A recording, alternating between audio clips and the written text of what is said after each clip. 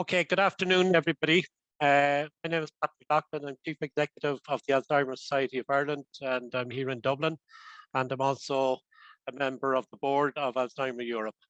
It's very appropriate that on the theme of resilience, we are focusing on both daycare and community services. Our first presentation is from Dr. Grant Gibson. Grant is a lecturer in dementia studies at the University of Stirling. Grant's research interests include the use of assistive and everyday technology across a variety of dementia care settings, including care homes, supported housing, and care homes. Care at home, supported housing, and care homes. Grant's presentation today explored the impact of the first year of COVID-19 pandemic on the individual and the organisation resilience of voluntary organisations providing community-based support for people with dementia in Scotland. Thank you. Hi, my name is Grant Gibson, and I'm a lecturer in Dementia Studies at the University of Stirling. And in this presentation, I'm going to tell you a little bit about a research project we conducted last year during the initial phases of the COVID-19 pandemic. And the focus of this project was exploring how community organisations that were supporting people living with dementia, how the staff and the volunteers in these organisations sustained their resilience and sustained the resilience of their activities and services during a time of crisis, the initial phases of the COVID-19 pandemic. So to give you a bit of background about the project, this project was funded alongside over 100 projects by the Chief Scientist Office and the Scottish Government during the early stages of the COVID-19 pandemic as part of its Rapid Research in COVID-19 programme. As I'm sure many of you experienced, this was a very difficult time where an awful lot of very rapid research projects were commissioned to explore rapidly the learning that could be generated during the initial stages of the pandemic, and was a very different experience to our usual experience of starting research projects. Our particular project sought to explore the COVID-19 pandemic and its impacts from the perspective of the wide variety of staff and community organisations, providing community-based, locally based support to people living with dementia during the pandemic. Some examples of these kind of organisations include the wide variety of dementia-friendly community initiatives. They include the wide range of different types of community-based support groups for people living with dementia or for their carers. We also include activities such as peer-based support or outdoor activity or reminiscence programs. There's a wide variety of programs that are in existence to support people living with dementia, but as you will all be aware, many of these programs had to stop very rapidly the provision of their services. So we were interested in finding out how they adapted to the pandemic so that they could continue to support the people living with dementia they worked with, and what staff and volunteers in these organisations needed in order to be able to stay well and continue to learn about how they could provide services in a very, very different and changed reality. So to give you some of the key dates regarding the COVID-19 pandemic within Scotland and the wider UK, everything really started and kicked off, as with much of the rest of the world, during March 2020. I think it's fair to say that Britain was relatively late compared to many other European organisations in introducing restrictions, which were introduced at the end of March. And then we spent most of the summer last year under varying levels of restrictions, and then things started to open up and then very rapidly shut down again as we entered our second lockdown in December 2020. So this project covered the core period of the sort of what we might now call the first phase of the first wave of the pandemic, sort of between March and September, October time. We conducted semi-structured interviews with 24 staff members and volunteers working across the range of community organisations and initiatives that exist within Scotland to support people living with dementia and their carers. We also conducted a series of action learning sets with 9 participants across 2 groups. The participants in these sets were people working within community organizations, and the goal of these sets were to give people an opportunity to learn from each other about the impacts that COVID had been having on themselves and their organizations, and then provide mutual learning and support through recounting their activities and recounting their attempts to respond to COVID-19. We used this information to develop some resources, which we were then able to disseminate back to the range of community organizations to help them think about the issues that they all face.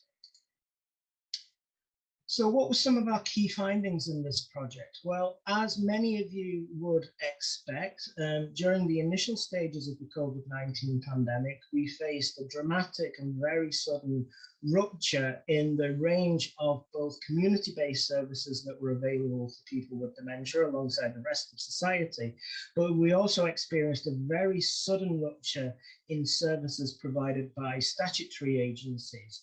So these included things like the NHS. The NHS had to very quickly and dramatically change the range of services it was able to provide, with most community-based services very suddenly ending. We saw significant challenges to local authority care provision. Some of the difficulties that resulted from this in the UK context in terms of people with dementia being discharged from hospitals while COVID positive have been well recounted by now. But we also saw things like the closure of a lot of allied healthcare services, things like audiology, podiatry, and dental care. And these have all still been impacted now. We also saw the closing of a wide variety of non-essential local support services that were very important to people with dementia alongside the wider community, including businesses like laundrettes and cafes, and also, and very importantly, the closure of the activities provided by a number of the community organizations we were interested in this project. We found that most of the organizations were very nimble in terms of their ability to rapidly transform what they did so that they could continue to provide services and support to their clients in their communities. One such example of this was a Dementia Friendly Communities initiative close to where I live, which suddenly transformed a lot of its sort of in-person services and replaced them with a kind of a remotely delivered fish and chip supper, which was only a small thing, but at the time was really, really valued as one of the few sort of opportunities for human contact that the people with dementia in this community had, where the people involved in this project would hand deliver fish and chips donated by a local takeaway for people with dementia living in the area. So what were some of the lessons that we found in terms of staff and volunteers and how they responded, and particularly how they coped with the pandemic? Well, we found that the staff and volunteers we interviewed found that they were best supported when encouraged to be open about their challenges and to engage in practices of being well, of looking after themselves, of reporting to their colleagues the difficulties that they were finding, and sharing knowledge amongst their local teams and with the other local organizations that they provided, became a really key part of enabling those organizations that were successfully able to adapt their activities quickly. We did find a number of staff and services found themselves feeling almost obligated to plug in the gaps that were left by the sudden withdrawal of many statutory services. And this was particularly true for organizations like day centres, which had to close, and community organizations, many of the volunteers in them felt that they suddenly had to pick up the slack led by the closure of these organizations. We particularly saw this in terms of areas where local authorities would provide sort of information-based support. A lot of the ways that that support was offered were closed, requiring people within community organizations that might have had more informal links through their activities with these organizations to try to mediate these changes in their stead. As a result of this, as you can expect, we saw rapid and radical changes in people's duties and responsibilities, as well as significant challenges that many of us face when adapting to remote working practices and the transfer of support through to providing remote support, such as telephone support, and as the pandemic progressed, video-based support using pieces of software like Zoom and like FaceTime or Teams. We found from the perspective of groups and organisations, many of them found that they lost contact with their well-established statutory contacts, but were able to surprisingly quickly adapt and transform their services to meet the needs of the people they served. Some of the examples of how they adapted included moving traditional activities like befriending services or social groups to online platforms or through telephone provision, particularly through telephone provision in the earlier stages, and then as other projects ramped up, online platforms became more common. One of the little but really important services many projects engaged in was transforming what they did to deliver food and provide laundry services for older people with dementia, for example, those who needed to shield or were in periods of self-isolation. Where staff were able to pivot more easily to these kind of practices was where structures enabled quicker and more rapid communication along the sort of hierarchies of each organization. Smaller organizations with flatter hierarchies appeared to be able to more quickly manage this. But we did find that those in leadership positions reported feeling undervalued and unappreciated once mainstream services started to come back on stream. And we did find that many of them struggled to continue to access the sort of flood of funding that came in to many organizations to help them provide services at the early pandemic. But then as the pandemic evolved, finding that more funding then started to be channeled to the bigger, more mainstream national providers. So what were some of the implications that we found from this research? Well, we did notice that many of the organizations we worked with had very strong links with other organizations and mainstream community providers, but we also found that COVID broke a number of these relationships, and that had impacts on the lives of people in both overt and covert ways. Initiatives like our Action Learning Sets provided valuable opportunities to bring staff in organizations together to provide mutual support and learning, and this was an area that we felt should continue beyond the end of the project. Maintaining a genuine person-centered focus towards both staff and service users can provide both numerous benefits in the short, medium, and long term.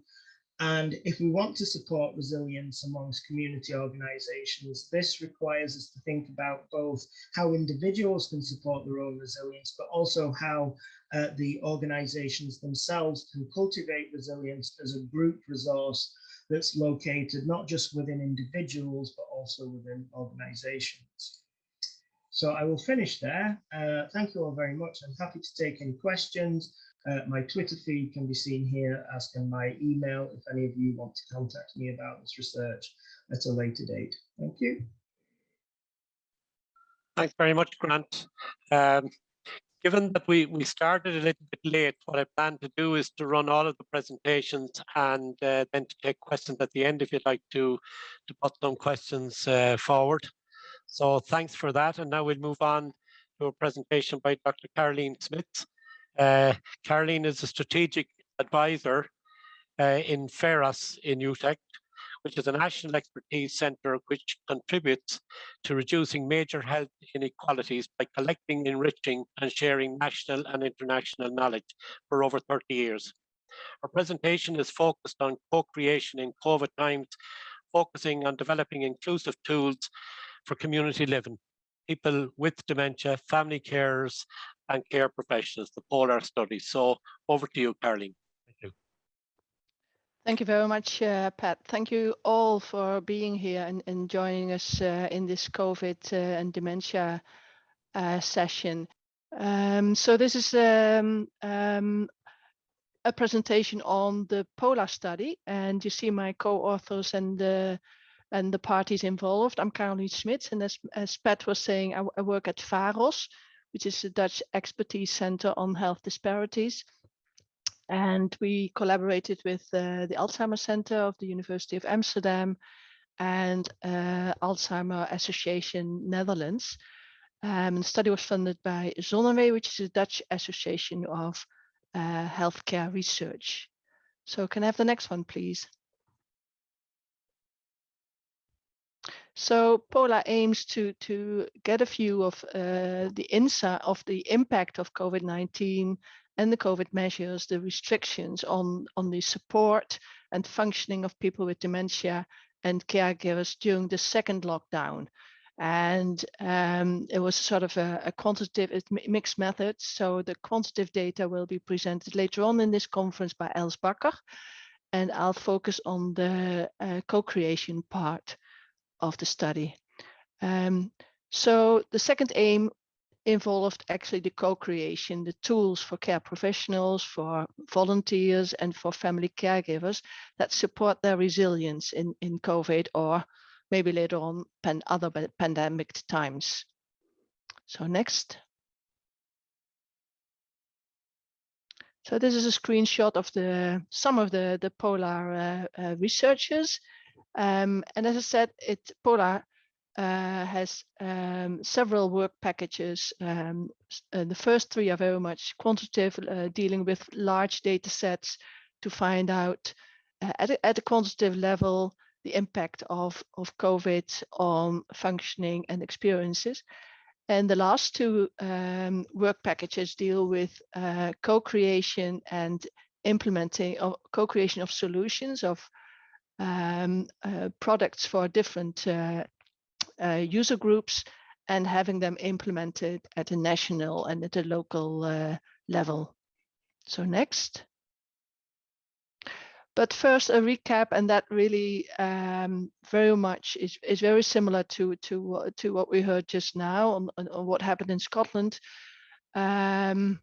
So we had more infections in migrant communities, in particular ward communities. There was a particular vulnerability in older adults, and we had great trouble in the Netherlands having being able to provide face masks, gloves, any protective gear.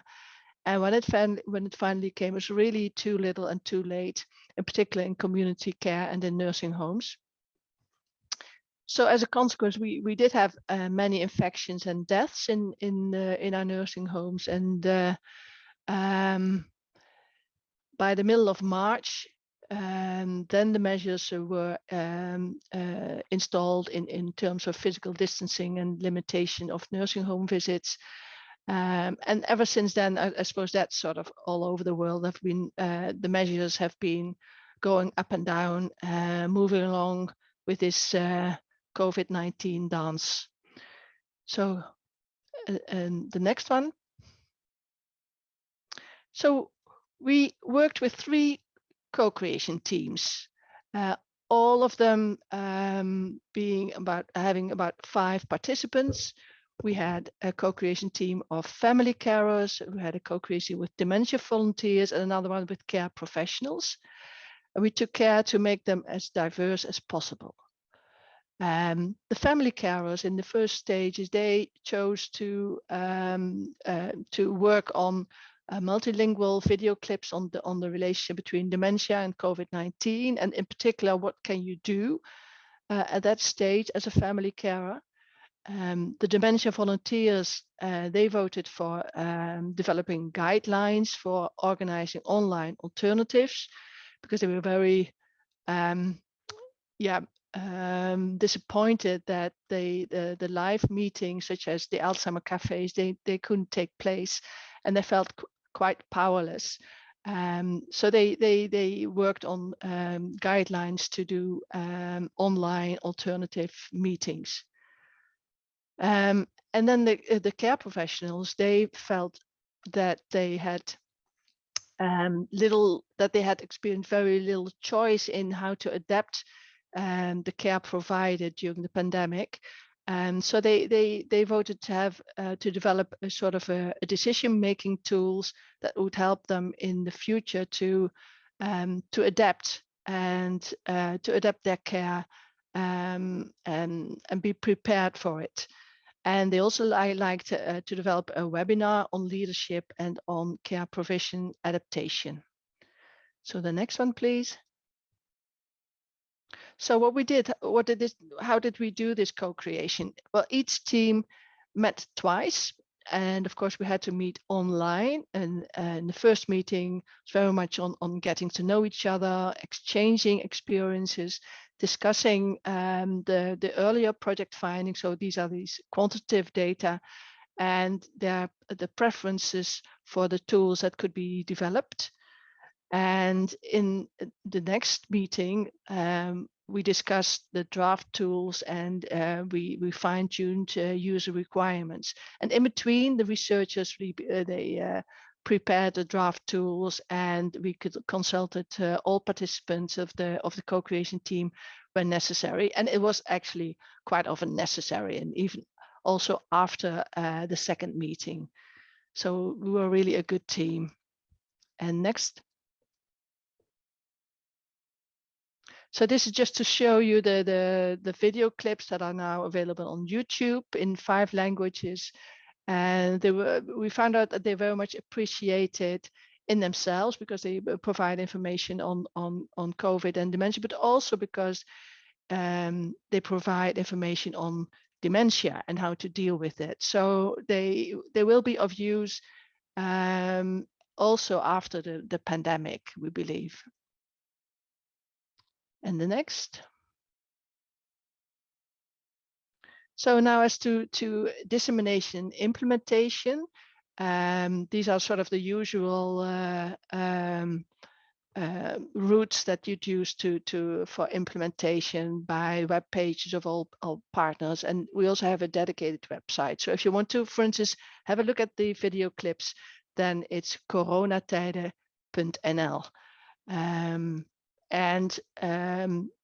Maybe more interesting is to have a look at the local pilot study. And of course, it's good to stress that we're still ongoing.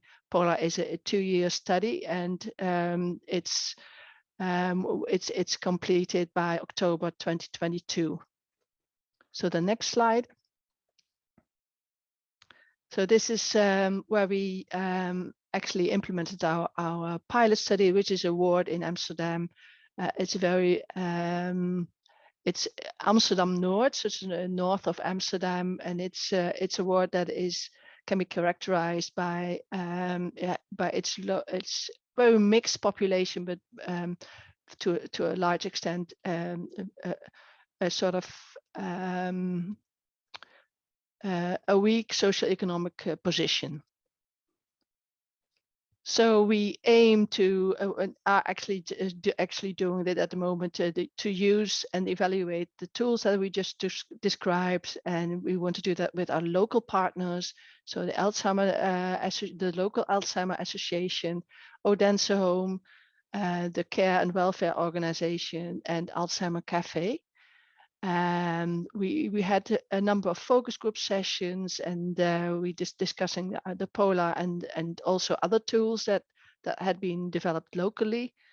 And we had several meetings that we actually used and shared the multilingual video clips. So we're now just working on the webinar, and that will be implemented in January. And so it's still very much work in progress, but I suppose we're getting there. And I suppose the cruel thing is that at all over during the whole project, we were sort of anxious that we're going to be too late with our products, and it's in a sense. It's so sad to see that. I mean, we're still in the middle of it, so they are still very much valid, and so much time to be able to use them. And well, we all wished it wouldn't have been like that. So I think this is the last slide. So thank you very much, and I look forward to your questions. Thank you. Thank you very much, Carolien, and thank you very much for running to time, given the difficulty you had at the beginning. We don't have anything listed in the Q&A section at the moment. We were due to have Nikki Lorimer as our next presenter, but Nikki hasn't made it as of now. So I propose to move on to Matt's presentation. And Matt is a senior design engineer working in the UK Dementia Research Institute Care Research and Technology Centre at the Imperial College in London. The centre is developing smart home platform to support people with dementia care in their own homes and advance the development of new therapies. But today he is presenting the outcomes of a project to help community dementia support organisations shift online as the COVID-19 pandemic unfolded. Thank you, Matt.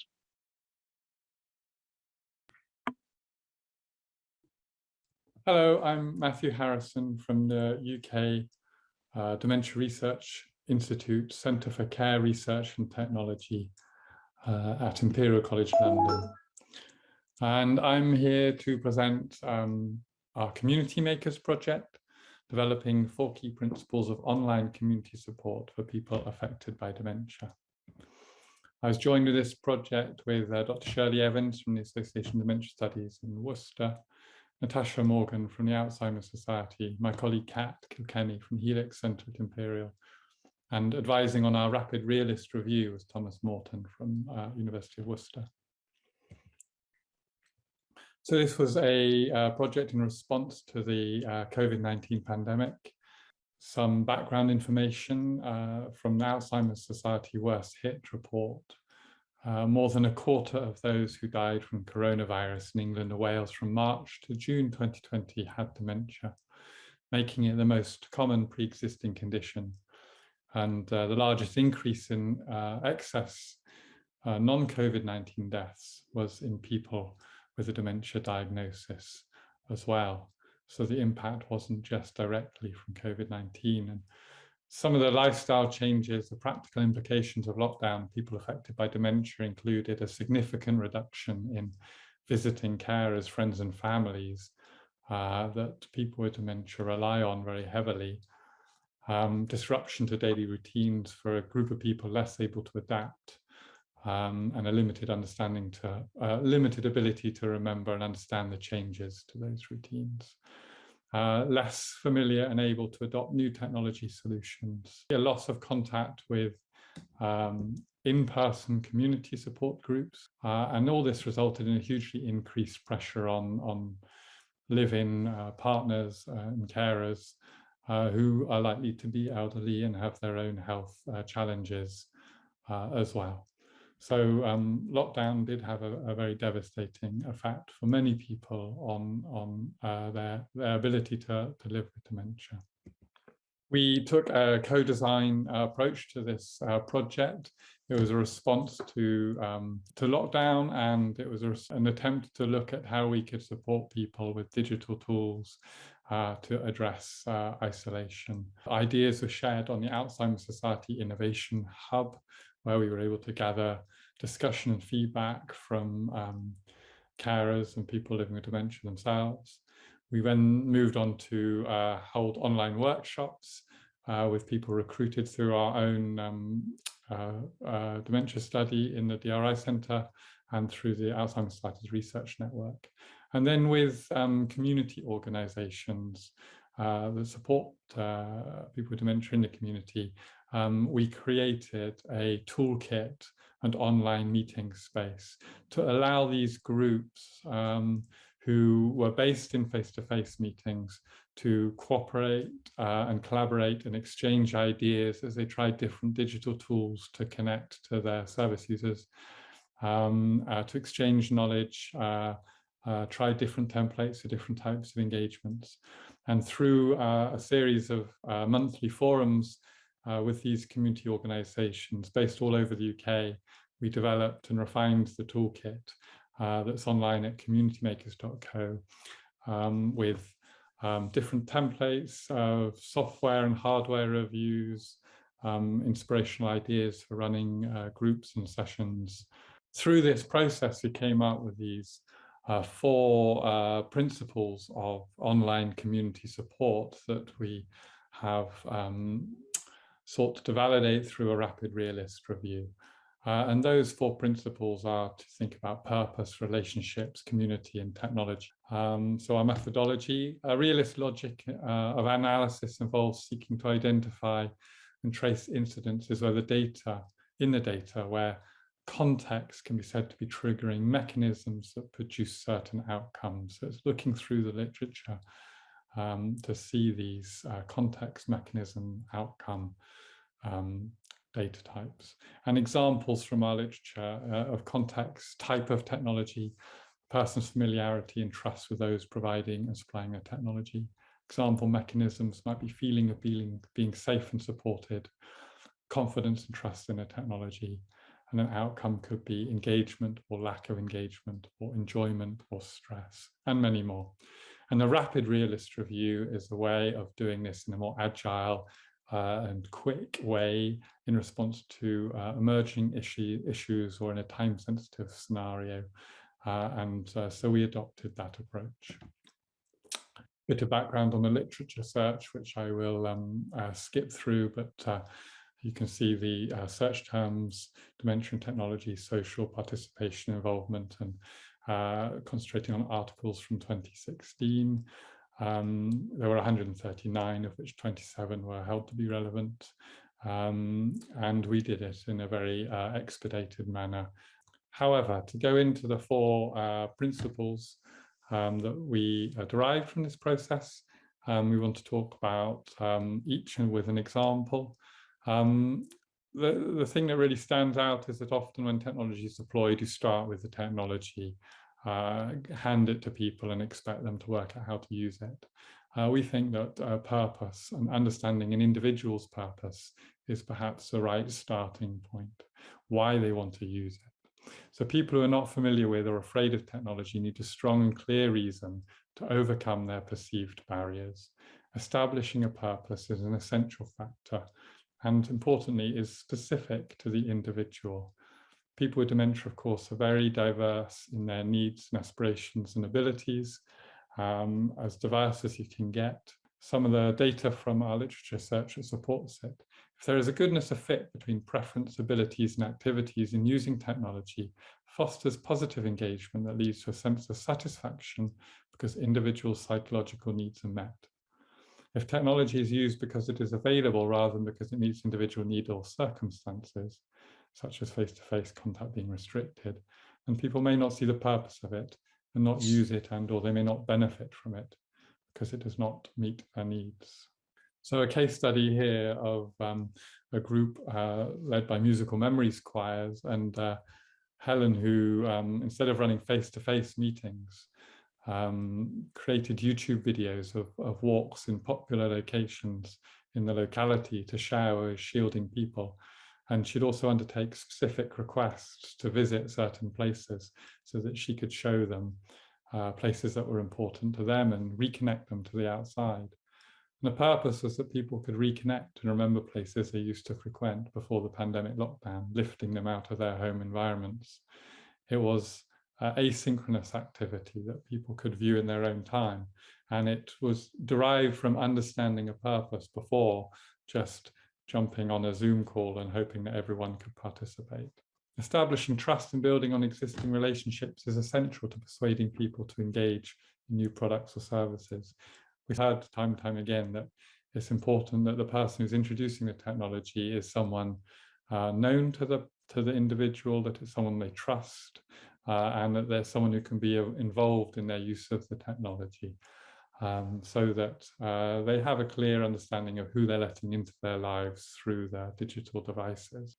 If social scaffolding is in place, this can help people's acceptance, psychological well-being, and enjoyment of the technology is more likely to result because people are not left feeling anxious about the technology properly. If a well-functioning social network is in place, then people will be encouraged to use the technology because they will feel safe and supported. And here an example from Chinese Wellbeing, who are based in Liverpool, in the Chinese community there. And as part of engaging someone new, especially during lockdown, the group would research a person's interest in food, music, the important relationships, and to make the process personal and meaningful to the individual. And they do all this before introducing new technology. And another nice little game tool they use to help train people on how to use WeChat, which is a Chinese alternative to WhatsApp. They created Spot the Difference games to teach members how to use the app, which you can see on the screen there. The only difference being that on one of the screens, the button is muted, the microphone is muted, and on the other it isn't. So they found ways to, innovative ways to teach people new technology so they could participate. Community, finding the right organizations to reach diverse communities and connect with people who will benefit from engagement. Achieving a sense of community will keep people engaged. I think it's important to know that sometimes the original purpose or motivation for trying technology might not be the reason that people keep coming back. Community is an important and compelling reason to re-engage. If people engage in ICT-based interventions for social connectivity, this can promote more social behaviours because people feel more comfortable in interacting and initiating conversations. If those who do not attend online events are identified and followed up, then access to the community can be increased because the barriers to access can be considered and addressed. And here we used an example of a live that used telephone-based teleconferencing platform developed with Meetup Call to develop a telephone-first system for group activity that proved to be very engaging and popular and easy to access. They spent a lot of time working out how to remove the obstacles to engagement, removing codes, passwords, special equipment. Finally, once you've established purpose, community, and relationships, you can think about technology that suits the individual in terms of flexibility, usability, and alignment with purpose. If feedback from people on usability and acceptability of technology-based interventions is gathered, it can generate enjoyment and enthusiasm in participants as they will feel involved in helping improve the quality of the intervention for the benefit of all. If everyday technology can be used rather than technology specifically designed for people with dementia, then people will be more likely to use it and benefit because they will feel it is part of normal life and not stigmatizing or embarrassing as it draws attention to their conditions. So very quickly, in conclusion, digital upskilling of people with dementia, family caregivers and staff and volunteers is essential not only to mitigate against the impact of similar lockdown situations in the future, but also to help address both the social inclusion and digital exclusion in usual times. We believe that technology needs to fit the individual and take a person-centered approach. We believe you need to think about all 4 principles and how they apply to each individual in order to hope to succeed. And future studies could focus on the effectiveness of remote or blended approaches to support using the 4 principles as an analytical framework. Thank you very much for listening. Thank you very much, Matt. Now I've had an email correspondence from Nikki at the session, but obviously not able to get through. So maybe while we're trying to deal with that issue, the moderator will move on to Marie Poole. Marie is a qualitative researcher at Newcastle University in the UK, with a special interest in improving multiple aspects of care and support from diagnosis to end of life. Today, Marie will be presenting about the impact of COVID on post-diagnostic support in England and Wales. Thank you, Marie. Hello, my name is Marie Poole. I'm a researcher at Newcastle University in the UK. And today I would like to present our research into changes in post-diagnostic dementia support in England and Wales during the COVID-19 pandemic. So we wanted to understand how the pandemic impacted on the provision of support and care to people with dementia and their families. This research is part of a wider study, the PRIDEM study, which is looking more broadly at improving post-diagnostic dementia support in England and Wales. And what we wanted to find out was what services were still able and unable to do for people with dementia and their families during the pandemic. We wanted to find out what challenges services and their staff had faced during this time. We were interested in whether there were any positive changes that had occurred in service provision, and also how dementia services might be delivered in the future, perhaps a post-pandemic world. Now, like many other European nations, in the UK, we faced a series of national lockdowns, 3 in total. This was to save lives and to protect our NHS, our healthcare service in the UK, from becoming overwhelmed. Now, the UK consists of 4 different nations, and outside of these national lockdowns, different nations had different restrictions on people's lives. And UK citizens faced some major restrictions on their lives. Households were unable to mix, which means people couldn't see friends or families. Schools were closed. Non-essential services were closed. Non-emergency healthcare was cancelled, which meant operations and things like that. Staff had to wear specialist clothes, PPE and masks. Travel was very much restricted. And outside the lockdowns, there were regional and national restrictions facing people. So the reality of this for people living with dementia and their carers meant that initially many services closed. And also what I should add is that people were also unable to visit people in care homes and in hospitals. With services such as memory clinics, where diagnoses are usually made, day centres, respite care and other community support was initially withdrawn.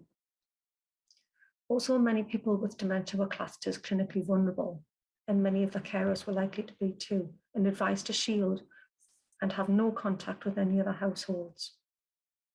This often meant that people with dementia and their carers were often isolated from their formal networks, so care services, and the important informal support that people receive from friends, families, and neighbours. So that's to give the context of our study. And in this research, we interviewed 21 professionals involved in funding, managing, and delivering post-diagnostic dementia care. And we'd already interviewed these participants as part of the PRIDEM study. These included staff from health, social, and voluntary sectors, and a range of professional backgrounds, including GPs, specialist nurses, occupational therapists, and dementia support workers. To analyse the interviews, we used framework analysis, and we identified 3 key themes and 10 sub-themes which related to the challenges services faced, how services responded to these challenges, and the effects of COVID-19 on future post-diagnostic support. This is an overview of the challenges. So there were changes in conflicting guidelines. There were changes in access to support for families and people with dementia. The emotional and physical impact of COVID-19 on service users and staff. And there was new and heightened risks for providing dementia support services. In terms of responses to these challenges, we found that many services adapted their practice to meet these new and emerging needs. Additional support was provided for staff to meet the needs of the service users in these challenging times. And many services embraced working with technology and providing remote services. In terms of the future, there were concerns about funding and commissioning. Would there be funding available for dementia services? Many staff also expressed concerns about unmet need and that lots of people living with dementia would have much more unmet need in terms of providing support, in terms of delayed diagnosis, and also carers too, who'd had to provide much more informal support. Also in the future, there was a sense that some of the changes that have been made to services might be retained as they move forward. So I'll go through each of those in a little more detail now. So in terms of service-related challenges, as I already mentioned, some services initially had to close down, and this widened inequalities. People with dementia weren't getting support, carers weren't being supported, and the knock-on effect of that was that need was increasing. Alongside this, there was a reduced availability of staff, Some staff were furloughed. Some were redeployed to deal with COVID and to provide care there. And some staff themselves were clinically vulnerable and were unable to go out and provide that support that they had done already. Some staff were also homeschooling their children. So there was reduced access to support for both service users, and staff also had that lack of support initially. Staff reported that there were new risks to their physical and mental health, and that the needs of the person living with dementia and their carers were changing during the pandemic. There was now a risk of people catching COVID. There was a risk of isolation, and this often meant worsening dementia symptoms. And this is just one example from a dementia support worker who describes the risks to their mental health. Listen to the stories over the phone, family tragedies, deaths from COVID, and carers struggling because loved ones have gone into hospital. That has been really, really quite difficult emotionally for all of us, because I think, you know, historically we would have just said, right, this person needs an emergency visit. We go out and we try to put as much in place as we can. However, if that person has got COVID, then we can't just go rushing out, because then we're putting all of our colleagues and other people at risk. So we feel quite disabled. And in response to some of these challenges, these are the way services responded differently. These are some kind of generic ways that were responses. So services took the opportunity to take stock of their caseload and triage need. Many services changed the focus of the service. So whilst they had a system of planned visits, they then changed to a more responsive way of making contact and supporting the person. There was also an increased provision of support to staff. So services often realised that their staff were taking on extra work and had their own often difficult situations to deal with themselves, and often put that support in place, that extra support.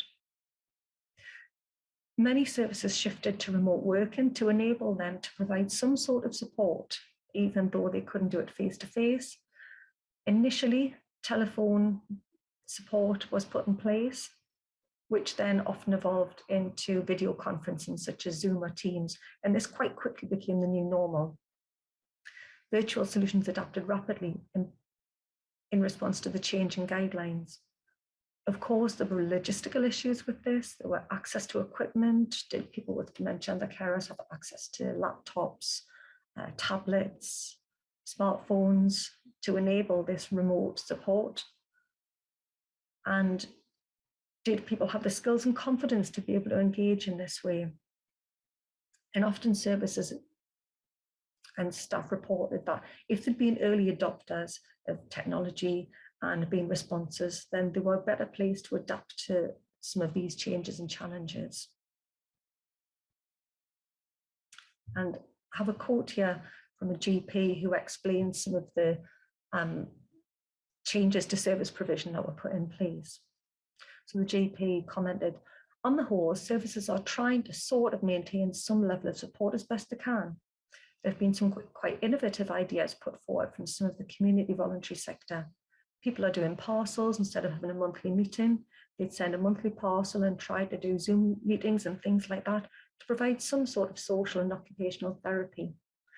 So new and emerging needs were often technological, but sometimes they weren't, and it was a case of someone putting up an activity parcel and dropping it off at somebody's house, which they then might take part virtually with others or do it themselves with the support of a carer, perhaps. And the third theme, the effects of COVID-19 on future post-diagnostic support, found that there were some positive changes to services that staff were keen to take forward. There were new opportunities for culture change that had arose, for example, doing multidisciplinary team meetings via telephone or via video conferencing, which had really worked well and enabled cross-sector working. Blended working, so a mixture of face-to-face and remote contact and service provision using Zoom, Teams, for example, meant that there were opportunities for giving choice to people in terms of whether they wanted online or face-to-face, and enabled greater reach, perhaps to relatives and carers who lived quite distant from the person with dementia. And triaging and better prioritising of caseloads was also seen as a positive. In terms of negative impact, there was a concern that dementia was not a priority in terms of funding and commission during the pandemic, and this might continue if we move out of the pandemic. There was a huge concern about unmet need. So people had been delayed in terms of the diagnoses. There was delays in access to care, and that this would really kind of exacerbate dementia symptoms for people, and there'd be a huge amount of need in this way, and also for carers who'd also taken on a lot of extra support for people.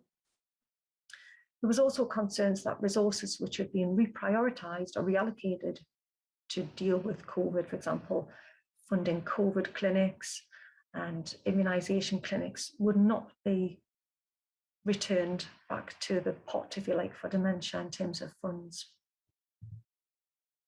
This is a nice quote from the JP Commissioner, who talked about opportunities for culture change. These meetings, the meetings were between social and healthcare, were not happening before, or they used to happen once a month in a boardroom somewhere. If you trudged over there and spent hours finding parking before you got to the meeting, all that kind of nonsense, which sort of beat the purpose, that sort of meeting is happening far more now. I'm far more aware of who my counterparts in the local authority are. So if I need to raise questions or get answers, I know where to go. So it was much easier for cross-sector working to take place. And this was seen as a real positive and something that could be taken forward to enhance dementia care. So in conclusion, COVID-19 has exacerbated already existing challenges for the provision of post-diagnostic dementia support in the UK.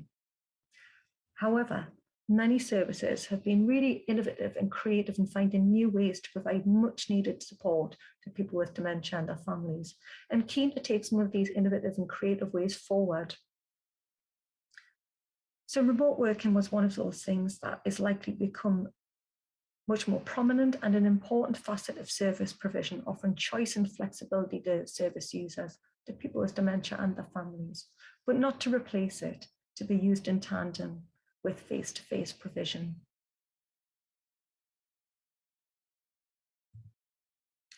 I'd like to acknowledge our funders and other collaborators in the PRIDEM project. And these are my contact details. Thank you very much for listening.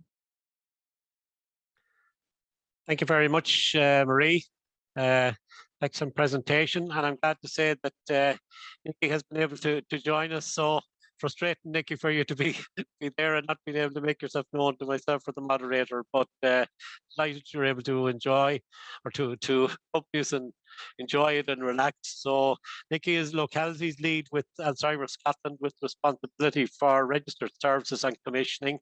And our presentation today looked at the remobilisation and remodelling of Alzheimer Scotland's daycare services following their enforced closure as a result of COVID-19. Over to you, Nikki.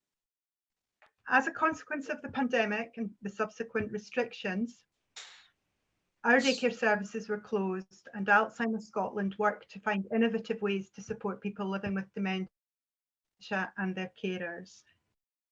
From the start of the pandemic, Alzheimer Scotland were committed to ensuring that no one faced dementia alone and felt supported by us, and this was our commitment. Our teams moved our physical groups online and provided extended telephone support to reduce such key issues as stress and distress. The team also delivered critical home visits, which provided therapeutic benefit through the delivery of person-centred activities, as well as the provision of food, fluid and nutrition. It's really important that I acknowledge that at a time when we were being told to stay at home to protect ourselves, our locality-based colleagues pulled on their PPE and they went into people's homes to support and protect people with dementia. These colleagues were used to delivering buildings-based services, and overnight they had to transform the way they worked.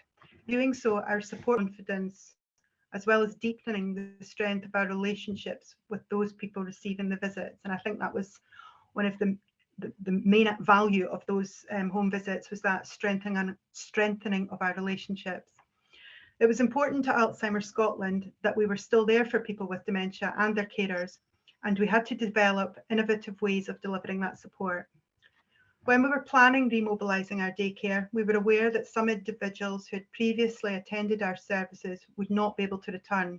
That was due to several factors: individuals being admitted to long-term care, passing away, or having increased needs. But we were committed to continuing to support these individuals, and we developed a transition policy. And I think it's important to acknowledge that's a transition and not a discharge policy. So we did continue to support individuals. We're developing a volunteer befriending project with volunteers supporting individuals in a therapeutic activity in their own homes and ensuring they remain connected with and supported by Alzheimer Scotland. A flexible approach was required when we were reintroducing our daycare services, given the required measures, including physical distancing, transport limitations, and infection prevention. Whilst Alzheimer Scotland daycare is highly respected by other providers and the Care Inspectorate and seen as an example of good practice, we saw this as an opportunity to remodel our daycare services and deliver truly person-centred and highly therapeutic daycare. We looked at shorter sessions for smaller numbers of people over more days. Telephone support had led to stronger relationships and deeper trust, which enabled session planning in a truly person-centred way. We used our whole team, using the collective knowledge of all our colleagues to determine the best sessions for individuals. And this was real person-centred session planning. We connected individuals with dementia with others who had shared interests, and all the activities were planned based on individual interests. To ensure the success of our model and that we were bringing people with dementia and their carers with us, we engaged and consulted with people with dementia, their carers and families, and where appropriate, care management, and we discussed our vision for the remodelled daycare. Individuals made their own decisions on returning to the service, and if they felt they were not ready to return and still feel they are not ready to return, we review this with them on an ongoing basis, and we continue to support them with wellbeing calls and digital groups and supports. Using the strong relationships that were developed during our home support visits, wellbeing calls and the digital activities and supports, and therefore the increased knowledge we had of the people we support, individuals with dementia were connected with others where there were existing friendships or similar interests, and activities were planned based on those interests to achieve therapeutic outcomes for the person with dementia and their carer. This was a real added value, as I said before, of the visits, calls and digital groups, and has been hugely important when developing this model of person-centred daycare. The entire locality teams were part of the remobilisation of the daycare and the decisions that we reached, and they shared their knowledge of individuals and carers to allow us to move towards a truly person-centred service. It was important that people felt comfortable returning to a different model of daycare, and to support this, we developed walk-through videos of the building highlighting the differences and what we were doing to keep people with dementia and our team safe. We produced an easy read document that could be sent to people with dementia and their carers to complement the telephone conversations we have had. The documents highlighted what we would do to protect those attending and what we asked of them. Previously, we had prided ourselves on the homely look and feel of our dementia resource centres. And in this picture, you can see there's not really much homeliness, and we would have normally had ornaments and other things on display there. But we had to declutter our dementia resource centre, and that was quite difficult for the team as it seemed to lack humanity. I think, though, that the smiles on the faces of the people attending the service do teach us that these soft furnishings and other niceties don't matter. It's the connection with others that make the service so valuable. So this is what, this is the comments that we've had from people who've attended our service, and I think that backs up what I'm saying. It's that connection with others that makes our service so valuable. Personally, I live on my own, and I come out here and you're in great company and you get a good conversation. It's a big thing for me personally, as you're in company and makes a big difference. It's definitely positive to get here and meet the company. It's really good. Only time I leave during the week is to just get a paper from the shop. I like to socialise, and it's better coming in here than staying in the house. It makes a difference not going to the same places every day. I just like the company. It's very good to be with people, and it's nice and roomy, so there's lots of space for us. With the limitation on the numbers attending, we were mindful that those attending might feel less connected. So to achieve therapeutic outcomes for people with dementia and their carers, we developed a blended model of support, which evolved from the positive learning of the remodeled daycare and the success of our digital supports. We brought our community activities onto the screen to give the impression of a larger group and to support people to feel connected. All these pictures show our smaller daycare sessions, joining some digital groups and sharing activities with them. So there's a real mix there. There was some chair-based exercise, doggy bingo, and just some reminiscence. The introduction of the digital support to the sessions has led to positive outcomes being achieved. People told us that they felt more connected because they could access digital groups during the daycare session, which made them feel part of a larger group and allowed the person facilitating the session to participate rather than lead. We're confident that our approach throughout the pandemic has supported people's resilience, and they have told us exactly that. And again, these are the comments that we've had from people about how we've supported them throughout the pandemic and with our remodeled daycare. So, you know, some of the comments have been that the information and advice you've given me has prepared me and given me such a good grounding for managing my husband's illness. I've come such a long way with your help and have managed to overcome my fear of if something happens. I just roll up my sleeves and I get on with it. It's 3 years since I started on this road. A lot of difficult things have happened to us, and for everyone with COVID, you've been by my side. And these are some of the comments we've had from carers about the remodeled daycare and what it's meant to them for us to restart that daycare in these difficult circumstances. Day centre was another challenge for you all, and your hard work is appreciated. I could go on and on about how great you all are, but I just want you all to know how we appreciate your hard work. I just wanted to say how much Dad enjoys attending day centre. During lockdown, he really missed it, and it has been so good that it has restarted.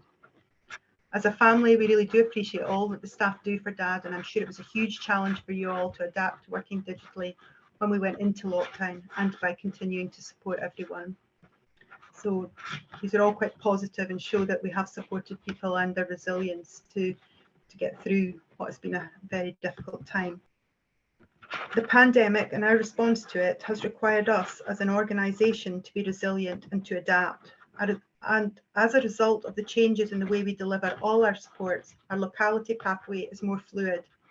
Previously, it may have been a straight path that people followed throughout their dementia journey, but people on that journey can access more support whatever stage of the journey they are at.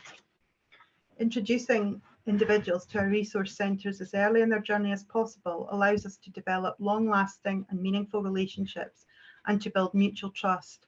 It can take the fear away and support individuals to move away from the more traditional view of daycare and embrace all the added value support that Alzheimer Scotland can offer. We've learned that this model is successful because it is truly person-centred. The approach taken by our teams allowed us to meet the person with dementia's emotional, social and practical needs and made people with dementia, their carers and families more comfortable and confident in our service and built mutual respect. This model and the blended delivery of support is an outcomes-focused model for the future, providing more choice and flexibility. The success of this model is due to working in a collaborative way with our partners. We have had, and we will continue to have, meaningful conversations with the Care Inspectorate, our commissioners, and most importantly, people with dementia and their families. We will continue to reflect and learn from our response to COVID-19, refining the model to ensure it is a model fit for the future, which will continue to meet the outcomes of those attending. I've personal experience of caring for a loved one with a diagnosis of dementia, and I do feel privileged to be part of a team and an organisation delivering services that make a real difference to people's lives, and to work for an organisation that supports and encourages creative and innovative developments like those we have discussed today. Thanks for joining the session, for listening to me, and I'm open to any questions. Thanks very much, Nikki, and well done. Now we've just a few minutes and I don't see any questions coming in. So maybe I'll just wrap up on the themes that I heard in our session.